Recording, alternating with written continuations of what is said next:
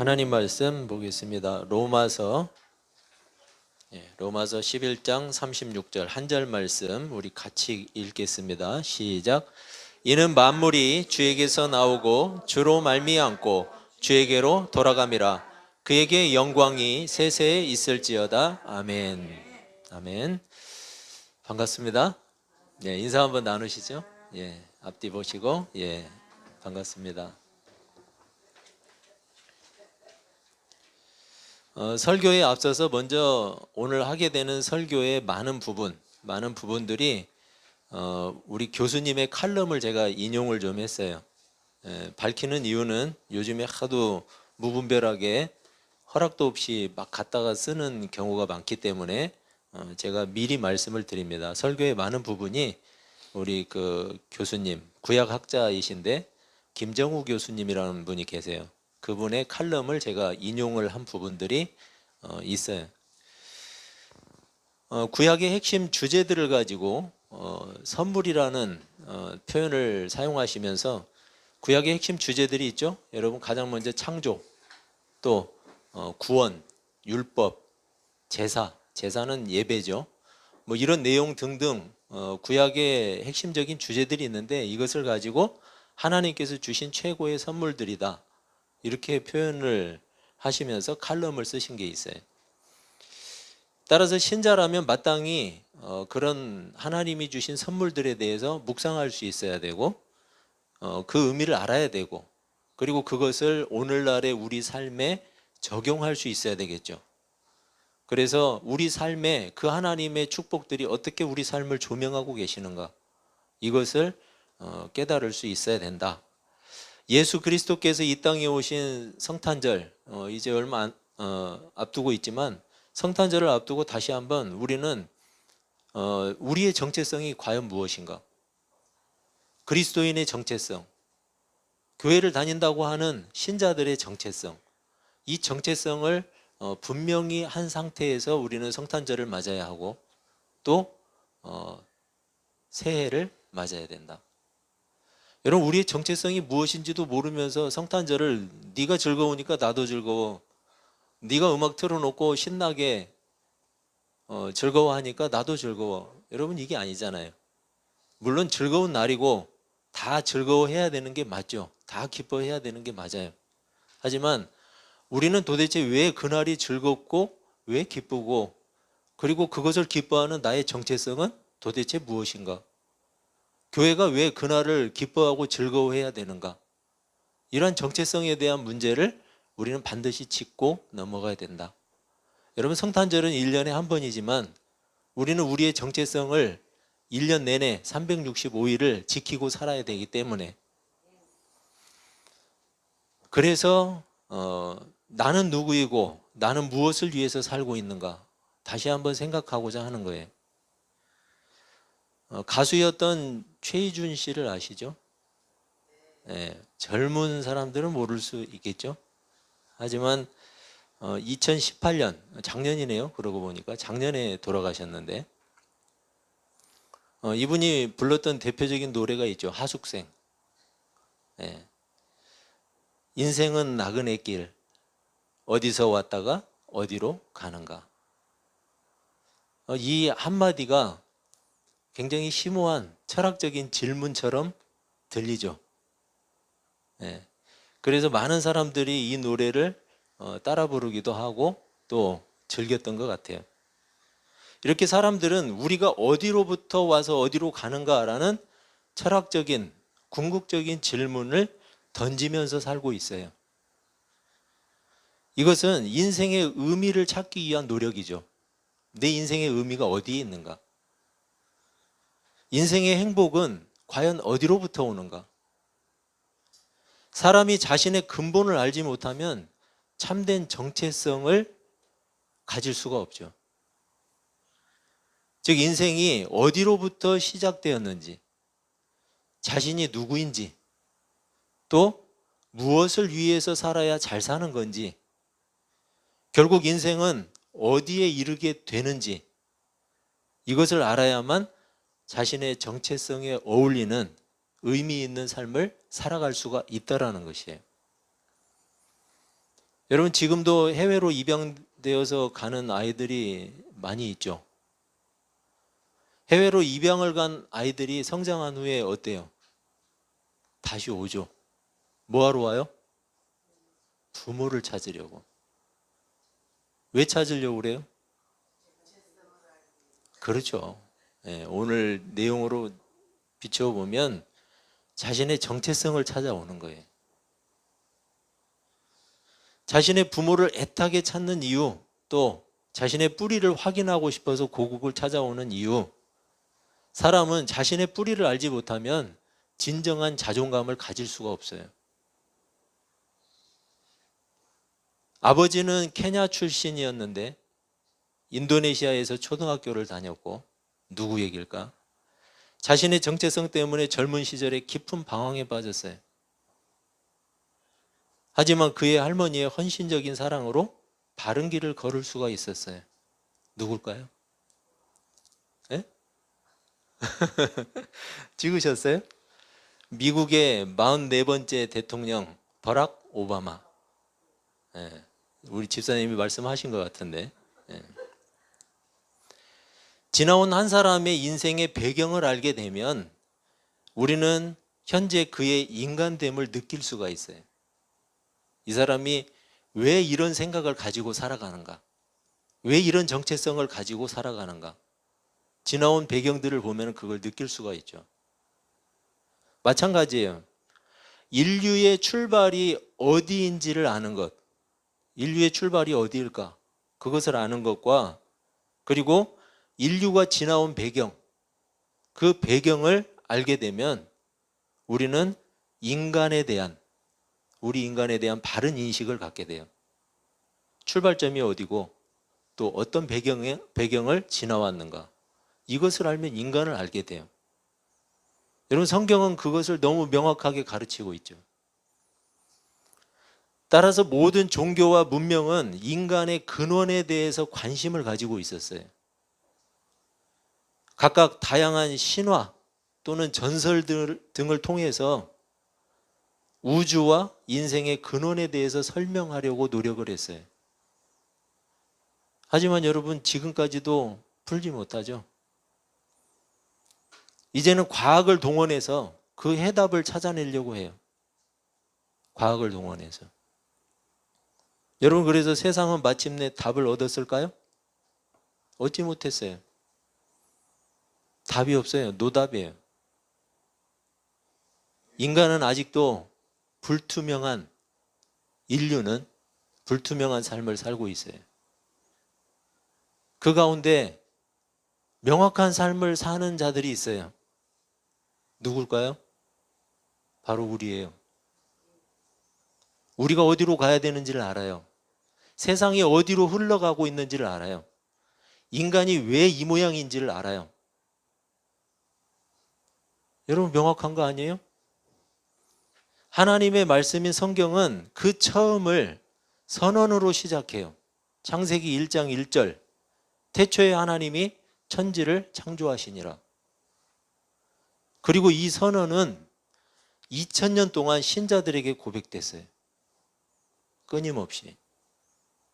사도신경의 첫머리에서 창조주 하나님에 대한 신앙 고백, 이것이 2000년을 넘어서 지금도 계속되고 있어요.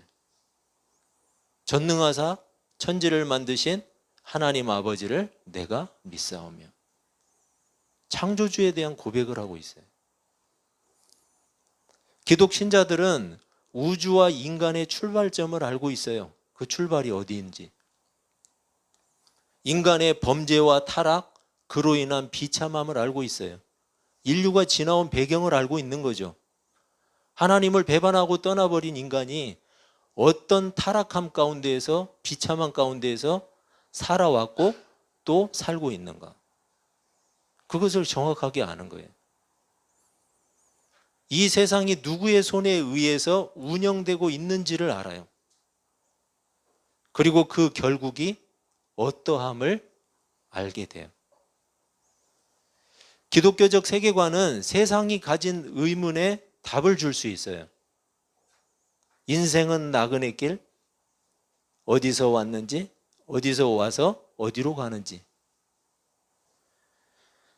여러분, 이러한 세상 사람들의 질문에 로마서 11장 36절 우리가 같이 읽은 이 말씀은 명확하게 대답을 주고 있죠. 이는 만물이 주에게서 나오고 주로 말미암고 주에게로 돌아감이라. 여러분, 정확하게 대답해 주고 있죠. 그리고 요한복음 14장 6절은 또 이렇게 말씀해요. 예수께서 이르시되 내가 곧 길이요 진리요 생명이니 나로 말미암지 않고는 아버지께로 올 자가 없느니라. 창조주 하나님을 고백하는 것이 기독교 신앙의 출발이에요. 여러분, 창조신앙, 창조적 신앙을 갖고 있지 못하면 혹시 그런 분이 우리 안에는 없겠지만 혹시 그런 분이 계시다면 아직 신앙이 출발하지 않은 거예요. 창조주를 고백하지 않았다면. 다시 말해서 태초에 하나님이 천지를 창조하시니라, 이 창세기 1장 1절의 선언, 이것이 마음에 받아들여지고 그리고 고백되는 사람만이 기독교 신자로서의 삶을 시작할 수 있다는 말이에요. 여러분, 이것은 억지나 의무가 아니에요. 억지로 그것을 받아들이려고 한다고 해서 믿어지는 게 아니에요. 기독교 신앙은 누군가 말하듯이 그냥 무조건 믿으면 돼. 아니요. 무조건 믿으면 안 돼요. 무조건 믿을 수도 없어요. 믿어지지가 않는데 어떻게 믿어요? 여러분, 그런데 성령께서 주시는 믿음은 희한하죠. 받아들여져요. 믿어져요. 하나님이 안 보이는데 하나님이 살아계신 걸 알아요. 여러분, 그게 믿음이에요. 그래서 믿음은 우리 안에서 끄집어낼 수 있는 게 아니에요. 믿음은 하나님이 주시는 거예요. 자기가 가진 믿음은 그냥 확신이고 신뢰일 뿐이에요. 그것은 눈으로 봐야 생겨요. 눈으로 보지도 않고 만지지도 않았는데 인간한테 확신이 생기지 않아요. 인간의 확신은 눈으로 봐야 생겨요. 근데 여러분, 하나님 보셨어요? 안 봤는데 어떻게 믿어요? 내 확신으로 믿는 게 아니기 때문에, 하나님이 주신 믿음으로 믿기 때문에 하나님 살아계신 걸 깨닫는 거예요. 성경이 하나님의 말씀으로 들리고 보이는 이유가 어디에 있어요? 성령께서 믿음을 주셨기 때문에 성령께서 조명하시니까 그게 그렇게 들리고 보이는 거예요. 아무나 이 성경을 가지고 하나님의 말씀이라고 할 수가 없다는 것이죠. 여러분, 이렇듯이 창조주 하나님을 고백하는 것, 이것이 바로 기독교 신앙의 출발이에요. 조선 최고의 실학자였던 다산 정약용, 다산 정약용이 그의 절친이었던 이벽이라는 사람이 있었는데, 이 이벽을 통해서 기독교 세계관에 대한 눈을 뜨게 돼요. 여러분, 정약용은 자신의 책이 있는데 그 제목이 중용 강의보래요. 저도 못 봤어요. 근데 우리 교수님이 기록해 놨어요. 그 서문에 이렇게 기록을 하고 있어요. 그 서문에 갑진년 4월 보름에 맏 형수의 제사를 마치고 나의 형제들은 이벽과 함께 같은 배를 타고 한강물을 따라 내려왔다. 배 안에서 천지가 창조되는 처음이나 신체와 영혼, 그리고 삶과 죽음의 이치에 관하여 들으니 놀랍고 의아하여 마치 은하수가 무한한 것과 같았다. 창조에 대해서 들은 거예요. 하나님의 창조에 대해서. 천주교가 들어와 있었죠. 정약용은 당시에 천주교 교리의 자극을 받게 돼요. 그리고 절친이었던 이벽을 통해서 접하게 된 이 창조신앙, 이 창조신앙을 통해서 정약용이 가지고 있던 기존의 유교적인 가치관, 이것이 새롭게 해석이 돼요. 그를 통해서 나온 게 뭐예요? 실학이잖아요. 실용주의. 여러분, 자기가 가지고 있던 그 유교적인 세계관이 창조적인 신앙이 들어오니까 그 유교적인 가치관이 무너지고 깨져버린 거예요. 그걸 대대적으로 수정하죠. 그래서 사상적으로, 학문적으로 새롭게 해석하고 실천하는 틀이 됐던 거예요. 여러분, 창조신앙은 단순한 사상이 아니에요. 인생 전체를 바꾸어 놓는 틀이에요, 틀. 그래서 그 틀이 없으면 성경이 하나님의 말씀으로 안 읽혀져요. 그 창조신앙의 틀이 없으면 목사의 설교를 아무리 들어도 믿음이 안 생겨요. 그 창조신앙의 틀이 없으면 세상을 살아도 구별되게 살 수가 없어요. 절대로. 그래서 여러분, 창조신앙은 기독교 신앙의 출발이라고 이야기를 하는 거예요. 여러분, 세상 사람들은 하늘의 달과 별을 보면서 뭐라고 생각할까요? 우연일 뿐이에요. 저것들은 우연히 생겨난 거야. 우주가 팽창하고 폭발하면서 작용해서 우연히 생겨난 것들이야. 파편 조각들이야. 특별하지가 않죠. 하지만 창조신앙을 가진 신자에게 달과 별은 특별해요. 그래서 시편에서 이렇게 말하고 있어요. 8편 3절 4절인데, 주의 손가락으로 만드신 주의 하늘과 주께서 베풀어 두신 달과 별들을 내가 보오니 사람이 무엇이기에 주께서 그를 생각하시며 인자가 무엇이기에 주께서 그를 돌보시나이까. 여러분, 창조적인 신앙은 하늘의 달과 별을 보면서도 그냥 세상 사람들이 우연이야, 특별하지 않아 라고 생각하는 것과는 다르다는 거예요. 여러분, 지구에서의 상식은 허공에 무거운 물체를 두면 어때요? 제가 이거 놓으면 떨어지죠? 이게 중력이에요, 여러분. 지구의 중심이 인간을 붙잡고 있어요. 끌어당기고 있어요. 모든 것들을 끌어당기고 있어요. 이게 중력이에요. 이게 없으면 어떻게 돼요? 다 튕겨져 나가겠죠.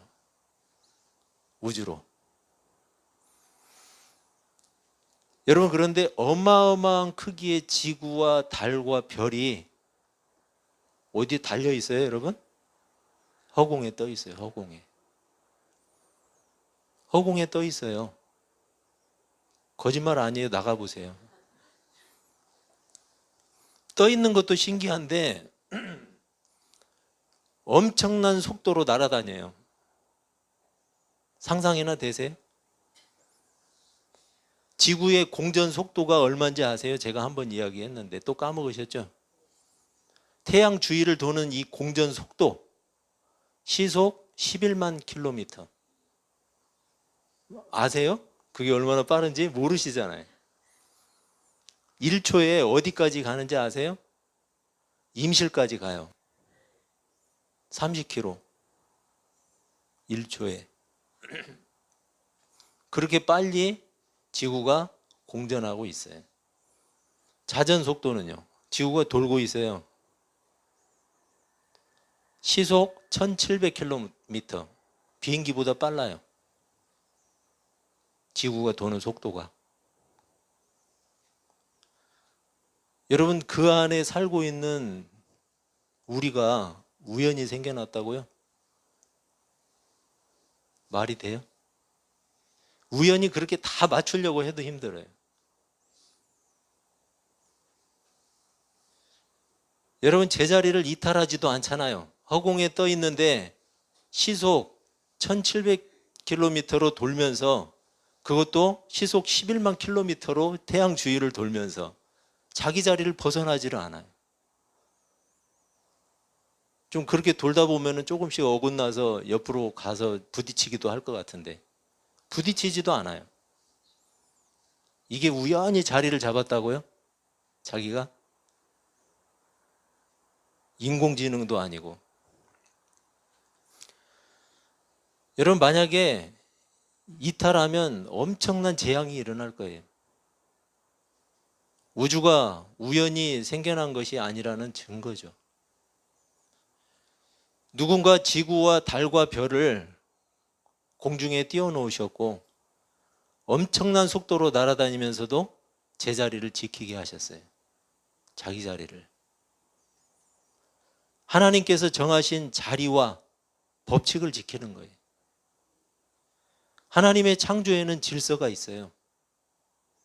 그리고 완전함이 있어요. 하나님께서는 첫째 3일에 뭘 만드셨느냐? 공간을 만드셨어요. 공간. 첫째 날 뭘 만드셨어요? 빛을 만드셨어요. 둘째 날은 바다와 궁창, 하늘. 셋째 날은 땅과 채소, 식물. 이렇게 공간을 조성해 놓고 그 공간에 생명을 채워요. 여러분, 빛을 창조하신 하나님이 이제 넷째 날에는 뭘 지었는지 아세요? 광명체들. 해와 달과 별. 그리고 바다와 궁창을 만드신 하나님이 다섯째 날에는 물고기를 만드시고요. 그래서 물속에 집어넣으시고, 그리고 하늘에는 새가 날아다니게 하셨어요. 그리고 셋째 날 땅과 식물을 지으신 하나님이 거기에 이제 땅 위에 생명체들을 살게 하시는데 각종 짐승을 거기다가 풀어놓으시고 그리고 인간을 지으셨어요. 여러분, 이렇게 하나님의 창조에는 질서가 있어요. 완전함이 있어요. 하나님이 그렇게 지으시고 일곱째 날 안식하셨어요. 하나님 피곤해서 쉬신 게 아니라고 그랬죠? 하나님이 그 모든 것, 하나님의 영광스러운 그 창조, 하나님의 영광이 창조를 통해서 드러난 거예요. 그 드러난 창조의 세계를 보시면서 하나님이 정말 기뻐하셨어요. 세상의 근원에 대해서 여러분 이렇게 간결하게 설명하고 있지만 완전하잖아요. 그 누구도 흉내낼 수 없는 하나님의 창조의 능력이에요. 여러분, 이런 세상이 어떻게 우연히 생겨나요? 어떻게 저절로 생겨나요? 세상에 어떤 종교도 어떤 가짜 신도 창조를 가르칠 수가 없어요. 왜? 지가 안 했잖아요. 그러니까 가르칠 수가 없어요. 기독교의 하나님 외에는 창조주가 아니기 때문이에요. 창조주를 예배하는 종교는 기독교 외에는 없어요. 우리는 창조주를 예배해요. 우리를 지으신 하나님, 세상 만물을 조성하신 하나님. 하나님은 우주의 일부가 아니에요. 인간의 상상 속에나 존재하는 상상의 산물도 아니에요. 그러니까 그렇게 믿지 말라는 거예요. 우주의 일부도 아니고 우리의 상상 속에 있는 분도 아니에요. 하나님은 시간과 공간을 만드시고 채우시는 초월적인 인격이세요. 모든 것을 초월해 계시는. 하나님은 나무나 산이나 바다에 거하는 정령이 아니에요. 그렇게 믿지 마세요. 세상의 한 영역을 책임지고 있는 여러 신 중에 하나가 아니에요. 시편 24편 1절에서는 이렇게 말씀해요. 땅과 거기에 충만한 것과 세계와 그 가운데에 사는 자들은 다 여호와의 것이로다. 이 세상에 존재하면 그것은 하나님의 것이고 하나님의 것이 아닌 것은 이 세상에 존재하지 않는 거예요. 다 하나님의 것이에요. 풀 한 포기, 먼지 하나까지도. 이 세상에 존재하는 것은 다 하나님의 것이에요.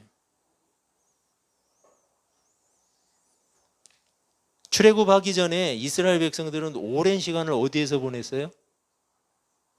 애굽 땅, 이집트 땅에서 보냈어요. 이집트에서 하나님을 열심히 섬겼나요? 그들은 하나님을 예배할 수 없었어요. 하나님을 잊고 살았어요. 그런데 그런 이스라엘 사람들에게 하나님이 찾아오셨어요. 애굽 땅에서 애굽의 종교와 문화에 젖어서 살고 있던, 그러면서 노예로 살고 있던 그들을 구출하러 하나님이 오신 거예요. 모세를 보냈어요. 그래서 그들을 그 애굽에서 탈출시켰어요. 여러분, 그러다 보니까 그들의 문제가 뭐였을까요? 하나님을 섬기되 애굽 방식으로, 하나님을 생각하되 이집트의 방식으로, 하나님을 섬기되 이집트의 문화로 그렇게 섬기려고 했던 거예요. 여러분, 금송아지 사건도 그 중에 하나예요. 그런데 하나님이 그런 그들에게 뭘 가르치세요? 창조주. 이 세상을 내가 어떻게 만들었는지 아니? 이렇게 만들었어. 너희들이 어떻게 생겨났는지 알아? 이렇게 생겨났어. 창세기를 모세가 기록해서 이스라엘 백성들에게 창세기를 가르친 거예요. 광야를 걷고 있는 이스라엘 백성들에게. 여러분, 그들의 세계관이 완전히 바뀌어요. 애굽의 문화에 젖어 있고 애굽의 그 땅에 종교에 그 습관에 젖어 있던 사람들이 광야 생활을 통해서 창조주이신 하나님, 나를 만드시고 온 우주 만물을 지으신 그 하나님이 우리를 택하셨다. 우리를 이끌고 계신다. 그분이 장차 우리를 저 땅에 집어넣으실 것이다. 여러분, 그런 자부심을 가지고 이스라엘 백성들이 행진했던 거예요. 창조적인 세계관, 창조주이신 하나님께서 온 세상의 진정한 신이다. 그걸 가르친 거예요. 모든 인간들의 참 주인이라는 사실을 하나님이 가르치신 거예요. 여러분, 지금 세상은 어때요? 돈이 신이에요. 돈이 신이 되어버렸어요. 물질주의에 빠졌어요. 물질 만능주의. 돈을 얻기 위해서라면 무슨 짓이든지 하는 비인간적인 현실을 우리가 살고 있어요. 하나님을 섬기는 교회마저 누군가 이런 말을 하는 걸 제가 들은 적이 있어요. 참 서글펐는데, 하나님 없이는 돌아가도 돈 없이는 안 돌아간다. 죄송해요. 이런 빌어먹을 소리를 하더라고요. 어떤 사람이. 하나님 없이는 돌아가도 돈 없이는 안 돌아간대요, 교회가. 정말 비참했어요. 냉정한 현실을 말하려고 했던 것 같아요. 하지만 이 말이 사실이라면 그런 교회는 문 닫는 게 맞아요. 여러분, 하나님 없이 돌아가는데 그 교회가 정상이에요? 하나님 없으면 안 돌아가야 되는 게 맞아요. 여러분, 돈 없이도 교회는 돌아가요. 그런데 하나님 없으면 큰일 나요. 아니, 하나님 없으면 절대로 돌아가서는 안 돼요. 여러분, 하나님 없이는 절대로 돌아가지 않는 우리 교회 되기를 바랍니다. 또 문 닫아야 하는 교회가 있어요. 인본주의에 물든 교회. 하나님의 영향력보다 사람의 영향력이 더 커진 교회. 하나님 말씀은 안 들으면서, 안 따르면서 담임 목사 말은 칼같이 듣는 교회. 그 교회 문 닫아야 돼요. 그런데 이런 교회가 사람이 더 많아요? 왜 그럴까요? 인본주의가 가진 특성이 있잖아요. 그 특성이 자기 입맛에 맞는 거예요. 조미료를 살살 뿌려주거든요. 맛있거든요. 자기 입맛에 맞아요. 그러니까 사람들이 몰려요. 맛집으로 소문나서. 조미료를 안 치면 안 와요. 안 오는 게 맞아요. 여러분. 왜냐하면 하나님은 진짜 하나님의 백성을 찾거든요. 아무나 찾는 게 아니에요. 교회는 여러분 아무나 올 수 있어요? 하지만 하나님의 백성은 아무나 될 수 없어요. 인본주의 경계해야 돼요. 또 하나, 혼합주의.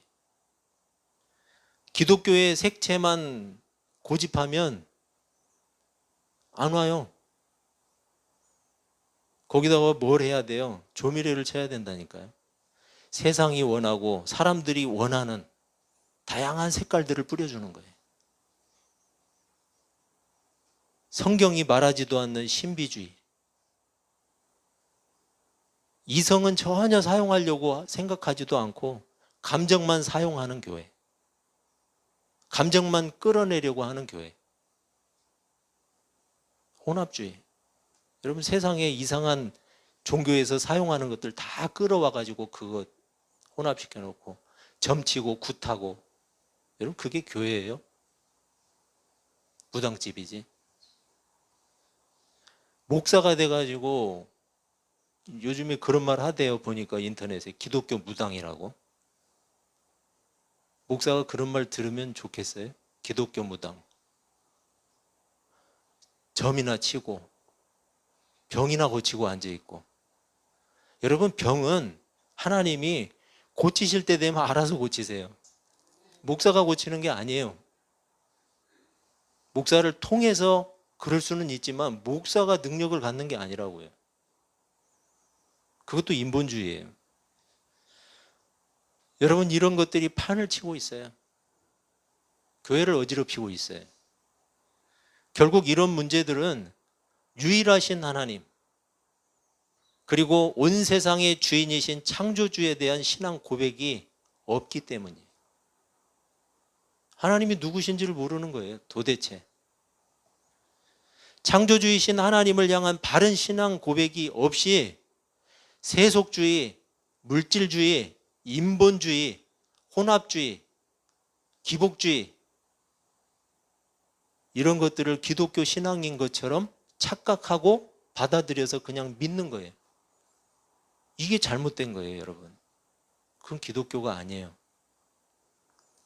어떤 사람은 저한테 그래요. 좀 다르면 어떠냐고. 하나님 말씀은 다양하게 해석할 수도 있고 좀 다르게 믿는다고 별일이 있겠냐고. 정말 큰일 날 소리예요.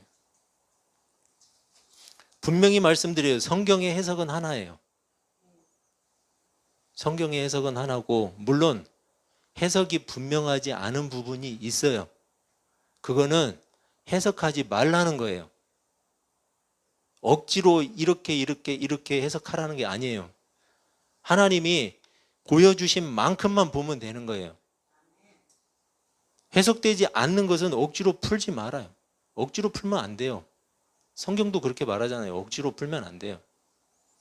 모르는 건 그냥 모르는 게 맞아요.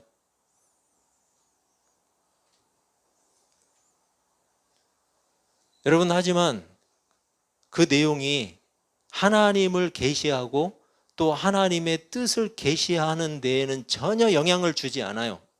그걸 몰라도. 하나님의 구원에 대해서 설명하는 것에는 전혀 부족함이 없어요. 그렇기 때문에 우리는 성경이 보여주는 만큼만 보면 되는 거예요. 어떤 사람은 그것도 핑계라고 이야기하겠지만, 여러분 성경은 성령의 감동으로 지어진 책이에요. 성령의 감동이 없이는 성경은 해석되어질 수 없고 신자에게 보여질 수도 없고 믿음을 줄 수도 없고 또 믿음이 자라지도 않아요. 그런데 성령의 조명하심이 있으면 하나님의 말씀이 보이고요. 하나님의 말씀이 들리고 하나님의 말씀이 꿀과 같이 달아요. 그리고 그 말씀이 내 믿음을 자라게 해요. 그게 진짜예요. 여러분 그걸 경험하세요. 여러분 그런 사람들이 하는 말장난에 우리의 시간을 허비할 필요가 없어요. 오히려 성경은 하나님을 아는 일, 그리고 하나님의 뜻을 알고 행하는 일에 대해서 모호하지 않아요. 분명한 입장을 취하고 있어요. 그리고 성도들에게 분명하게 가르치고 있어요. 그 말씀을 따르는 것에 내 인생을 투자하세요. 그런 거 따지는 것에 시간 허비하지 마시고. 그런 의미에서 다른 어떤 종교에서도 제시할 수 없는 창조주를 고백하는 창조신앙은 우리에게 더욱 중요한 거예요. 우리에게 천지창조를 선물하신 하나님은 지금도 우리에게 매일매일을 선물하고 계세요. 여러분, 이 주일 우연히 시작된 게 아니에요. 지구도 우연히 있고 태양도 우연히 있다고 생각하는 사람은 이 주일이 해가 뜬 게 우연히 온 하루예요. 당연히 온 하루예요. 하지만 이 하루도 하나님이 우리에게 새 날을 지으셔서, 엄마가 아침에 뚝딱뚝딱 새 밥을 지어서 먹이듯이 새 날을 지어서 자녀들에게 선물하신 거예요. 여러분, 이 날은 선물이에요. 한 번도 살아보지 않은 새 날이잖아요. 한 번도 우리가 경험해 보지 않은 새 시간이에요. 그래서 하나님의 선물이에요. 우리에게 선물해 주신 이 날, 로마서는 이렇게 말하고 있죠. 이는 만물이 주에게서 나오고 주로 말미암고 주에게로 돌아감이라. 그에게 영광이 세세에 있을지어다. 아멘. 날마다 새 날을 창조의 선물로 받은 우리가 그 귀한 날들을 살아가는 방식은 분명해요. 오늘 로마서 말씀과 같이 주로 말미암아 사는 거예요. 주로 말미암아. 하나님 손에 붙들려서, 하나님의 섭리를 따라서, 하나님의 영광을 위해서, 하나님을 의식하면서, 그리고 하나님 앞에서 그렇게 사는 거예요. 주로 말미암아. 기도하겠습니다.